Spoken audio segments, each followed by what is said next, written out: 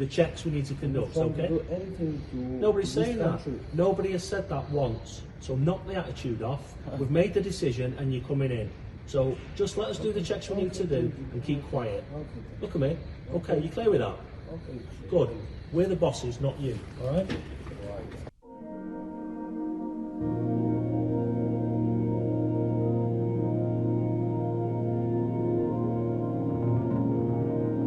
We start to see everyone getting murdered in the morning. So many of our friends, people that we know, and we start to evacuate the people, and then more terrorists arrive to us, and we find ourselves running on our life. And in the middle of all of this, we just saw people fall for our side, and people without hand, people screaming, people don't understand what happened to them. And after something like an hour, we arrived to some tank. After that, we lost his best friend, our best friend. And after that, they turned out to us that he was kidnapped. He currently hostage now, Yosef Chaim Chana.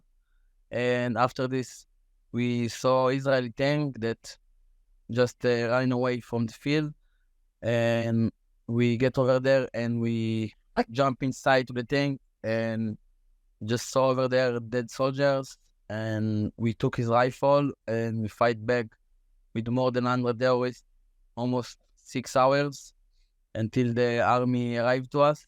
And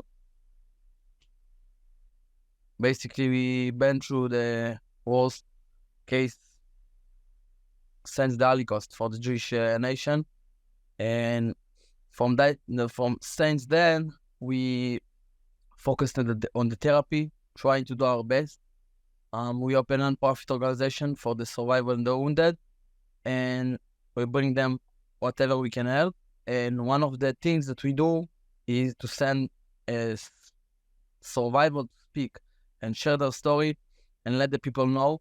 And this is exactly what we came to do here.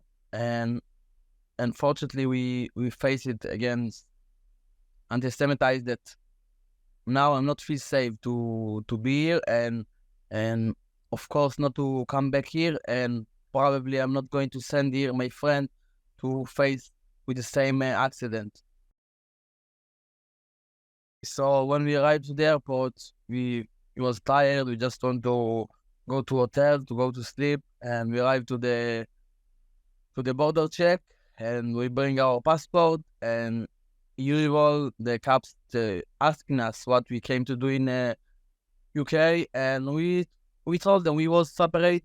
I was with the guy, and Daniel was with the woman, and I say to them, I here to share my story, my experience from October massacre on October 7th, and immediately when he hear this kind of thing, he asked me, what is your religion? And I said to them, I'm a Jew. And from that moment, everything changed. They start to... something changed in their faces, you know? From that moment, I feel not safe, and he start to asking me so many questions, and take me to the side, separate from everyone, sit us on some chairs, and said to us, wait over here, don't move, don't do anything. And after this, the woman came to us and started asking us, were you serve in the army? And I start to get nervous because I don't realize what we do wrong. And this woman said to me, we don't like what you came to do here. We don't like you to come and tell your story. This is not her words was in the same words. She said, we don't like what you do here, what you came to do here. And I don't get it right. So after almost an hour and a half that she interrogate us, I go to the policeman, and I asking them, what is the problem? You do for me problem because I'm a Jew? I don't get it. And then he said to me, I'm the boss. You don't decide what going to do. Let us do our checking. This is what going to happen. And after that, they realized that they don't have anything to stop us. He just said to me something that I cannot forget. And he said to me, we just want to make sure that you are not going to do here what you do in Gaza. And from that moment, I just feel hurt, and I realize that I don't want to do anything. I don't want to make myself more trouble. So I just shut my mouth, and I tell to them, okay, just let me go, and we go in, and that's it. I'm not feel safe. I don't want to stay here if this is how the cops treat us, and that's it. Today we are going back home, and probably I never will come back to England. I'm not feel safe here. And we spoke about that, about what happened to us, and nobody know about that before. When we finished the event, a lot of people come to us, it's not right, it's not supposed to happen. It never happened.